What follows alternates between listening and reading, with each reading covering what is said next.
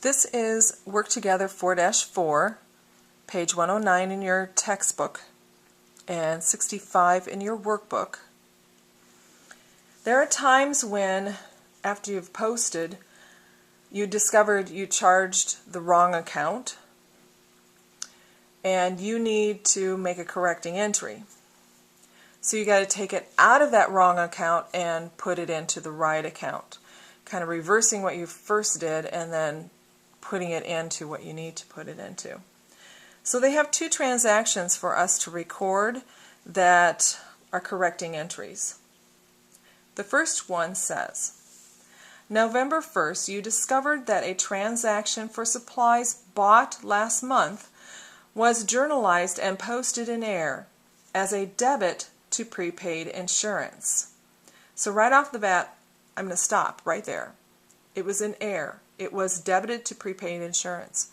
I need to credit prepaid insurance to take that back out. So I know the credit part. Continuing. Instead of supplies. So that's my debit part.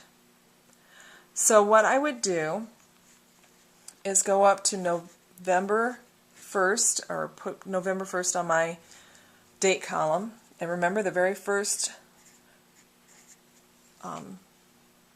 date entry has to have the year above the month. And the debit part of the transaction is supplies. And I'm writing it in the account title column because there isn't a special amount column called supplies. It's sales and cash. So all the others have to use the general. So supplies, debit, and they tell me $60. When you make a correcting entry, they will have a memorandum, a note, so to speak. That's what a memorandum is. A note that they'll put in the files that is numbered, that'll indicate what the entry was all about. And they will write something like cash payment of X number of dollars for advertising on a certain date in the last month was debited in error to miscellaneous expense. And that will tell them that you're just making a correcting entry.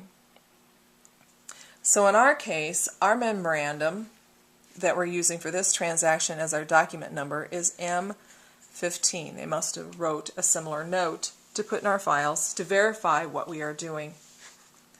I told you the credit part, when we first read it, it was debited to prepaid insurance, and we need to get that out of there. So since there's not a prepaid insurance special amount column, we are going to use prepaid insurance in the account title column. And it's the credit part, so we'll use general credit, $60. We do not need to put the document number again in because it is all one transaction. There's the debit, there's the credit. Remember, transactions have two parts, a debit and a credit.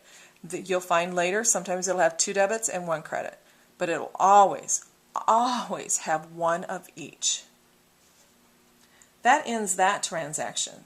There's another one we found on November 1st that's in error. So I'm going to put November 1st on my journal.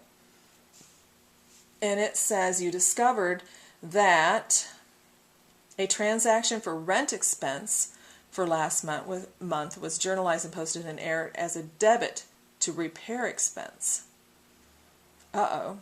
So that's the credit part. I need to credit repair expense to get it out of there and debit rent expense to put it where it's supposed to be. So rent expense is going to be debited for $550. And I accidentally put it in repair expense. So that'll be my credit part to take it out. So that's my second line. Go to general credit, $550, and that will take it back out of that account. The memorandum that they used this time was M16.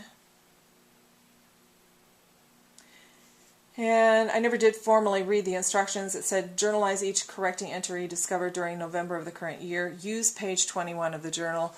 So I really need to paginate my journal 21 in the upper right hand corner. Okay, I think I'm done now. So you're ready to do on your own 4-1. Good luck.